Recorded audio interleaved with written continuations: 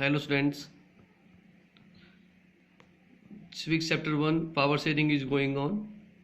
In this chapter we will cover part 3 and part 4. First of all, part 3, why power sharing is desirable, or we can say that what is why we need the power sharing. There are two sets of reasons can be given in favor of power sharing. Why it is desirable? To understand that thing, there are two sets of reasons are given. First is prudence, second is moral. Prudence, it is based on prudence, or we can say that it is based on careful calculation of gain and loss. कोई भी काम करने से हमें फायदा होगा या नुकसान होगा, जब इसका हिसाब किताब लगाकर कोई भी हम डिसीजन लेते हैं, सच डिसीजंस आर और reasons are based are known as prudence reasons. It stressed that power sharing will bring out better outcomes. Prudence reason ये कहता है कि if we will be follow the power sharing, it will bring out better outcomes in the country. Power sharing, yes, power sharing helps to reduce the possibility of conflict between social groups. If there will be power sharing, then there will be less chances of conflict between different social group within a country. Example, in the Belgium, when power sharing was done, conflict was solved. In Sri Lanka, power sharing was not done, then it led to civil war. Power sharing is a good way to ensure the stability of political order. If there will be no conflict, then political order will be stable in the country. It also enhances the unity of the nation. It increase the feeling of accommodation in the nation. So these are the examples of prudence reason.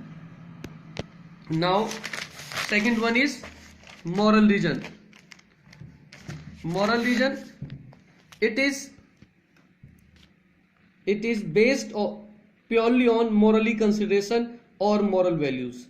जब कभी हम gain और losses का calculation ना करके हम दिल से सोचते हैं कि काम करना चाहिए या नहीं करना चाहिए, सच डिसीजंस और such reasons are known as moral reasons.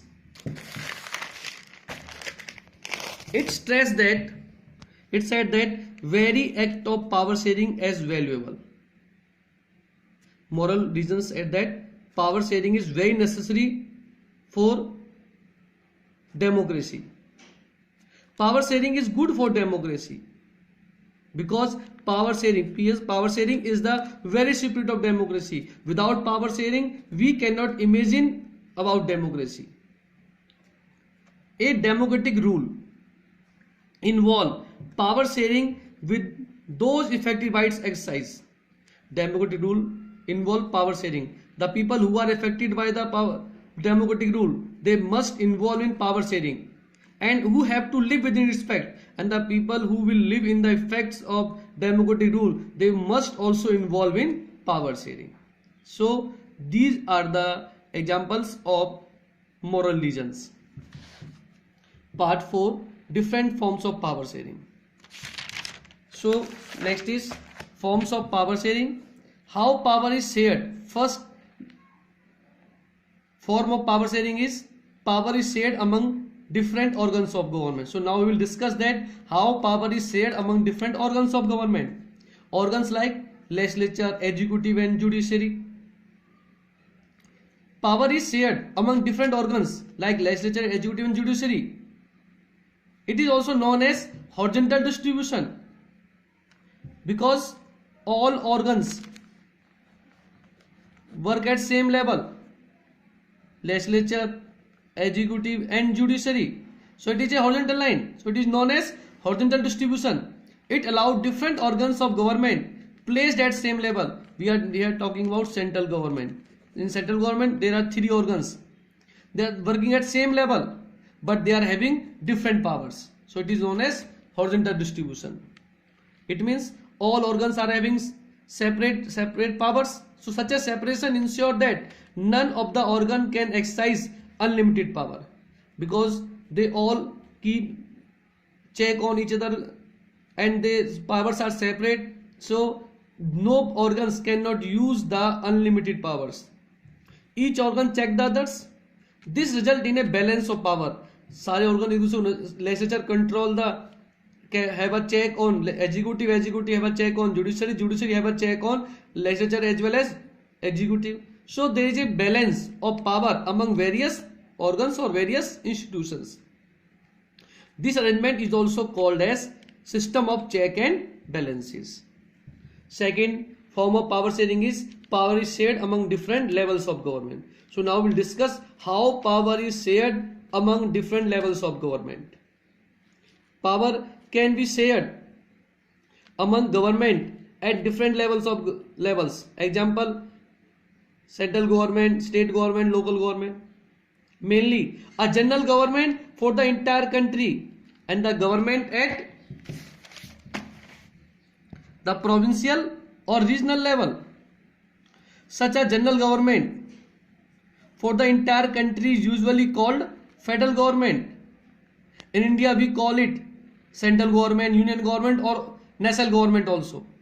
So general government for entire country is known by different name in different countries. The government at provincial, state or regional level also called by different names. In India we call them state governments. In Belgium we call them regional governments. In Pakistan we call them provincial governments. We call it vertical distribution. Yeah, vertical division of power because they involving higher and lower level. First local government, then state government and then central government. Higher to lower and lower to higher level. So it is a vertical line. So it is also known as vertical division of power. This is also called federal division of power. Federal means when there are more than two levels of governments. It is known as federal system. So it is also known as federal division of power. Third form of power sharing is power is shared among different social groups. Power may also be shared among different social groups like religious groups, linguistic groups, different ethnic groups. Example, community government in Belgium. It is a very good example of power, how the power is shared among different social groups. In some countries there are constitutional and legal arrangements whereby socially weaker sections and women are represented in the legislature and administration. Example, in India, some seats are reserved in jobs and in the administration for SC, ST and women. This is done to give space in the government to diverse groups. इसलिए किया जाता ताकि different जो groups हैं, देश के ethnic groups हैं, they must have space in the government. This method is also used to give minority community a fair share in power.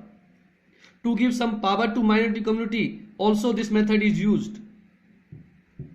Last form of power sharing is power is shared among political parties, pressure groups and movements. Political parties, pressure groups and movements, they influence or control those in power. They share power. How they share power? They influence or control the rulers and they influence them to change the rules.